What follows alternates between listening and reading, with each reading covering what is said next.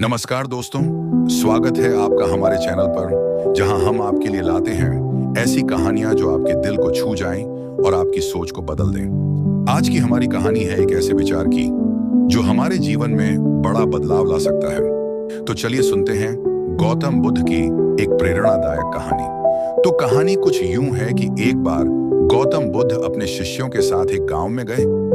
लोगों को जब पता चला कि बुद्ध उनके गांव में आए हैं तो हर कोई उन्हें सुनने के लिए इकट्ठा हो गया।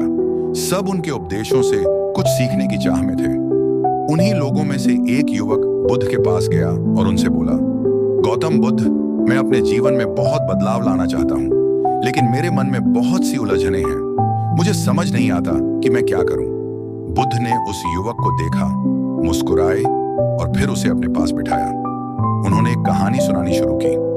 बुद्ध बोले, एक व्यक्ति था जो एक नदी के किनारे बैठा हुआ था। वह सोचता रहा कि इस नदी को कैसे पार करूं। उसके मन में कई सवाल थे। कहीं वह डूब तो नहीं जाएगा? क्या पानी का बहाव तेज है? वह बस वहीं बैठा बैठा सोचता रहा। बुद्ध ने आगे कहा, वो इंसान इतनी देर तक सोचता ही रह गया कि कैसे पार करूं, क्या होगा, और बस बिना कुछ किए वहीं बैठा रहा। समय बीत गया, नदी वहीं रही और वह व्यक्ति भी वहीं रहा।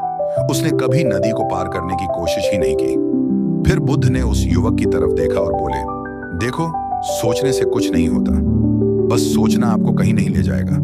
जब तक आप उठकर कुछ करेंगे नहीं, तब तक आपके जीवन में कोई बदलाव नहीं आएगा। युवक समझ गया कि सिर्फ सोचने और चिंता करने से कुछ नहीं होगा। बदलाव तब आएगा जब वह अपने विचारों को कर्म में बदलेगा। उसने निश्चय किया कि अब वह अपने जीवन में एक्शन लेगा। तो दोस्तों, इस कहानी से हमें ये सीख मिलती है कि सिर्फ सोचते रहना, चिंता करना हमारी मुश्किलों का हल नहीं है। अगर हमें अपनी जिंदगी में बदलाव चाहिए तो अपने विचारों को कर्म में बदलना होगा। तो अब चाहे जो भी करना हो, उसे आज ही शुरू करें, क्योंकि सोचने से कुछ नहीं होगा। अपने कर्म करो।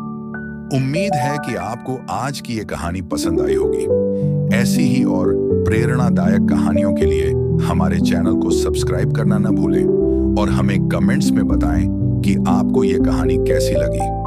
धन्यवाद। फिर मिलेंगे एक नई कहानी के साथ।